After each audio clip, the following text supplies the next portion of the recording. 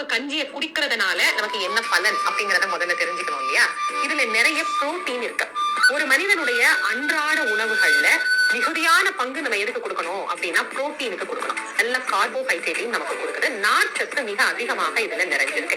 இதுக்கப்புறம் இதுல இன்னும் என்னென்ன இருக்கு அப்படின்னா நல்ல கொலஸ்ட்ரால் இருக்கு. கெட்ட கொலஸ்ட்ரால் இல்ல, நல்ல கொலஸ்ட்ரால் நமக்கு கிடைக்குது. உடலுக்கு தேவையான விட்டமினையும் இது கொடுக்குது. அதோட சேர்த்து உடனடி எனர்ஜி அப்படின்னு நம்ம சொல்றோம். இதுல பால் சேர்த்து கொடுத்தா குழந்தைங்களுக்கு அது உடல் எடையை கூட்ட செய்யும். அதனால நல்ல பால்ல இதை நம்ம கலந்து குழந்தைங்களுக்கு கொடுக்கும் போது நம்ம குழந்தை வெயிட் ஏறணும்னு நினைக்கிறவங்களுக்கு அது நல்ல உதவி பண்ணும். முழுசுமே பால் வேணாங்க, எங்களுக்கு கொஞ்சம் பால் சேர்த்துக்கலாம் அப்படின்னா தண்ணி பாதி பால் பாதியும் சேர்த்துக்கலாம். இல்ல வேண்டாங்க, நாங்க இருக்கிற இடையிலே இருந்தா போதும் அப்படின்னா இதை வெறும் தண்ணியில மட்டுமே நம்ம கலந்து சாப்பிடலாம்.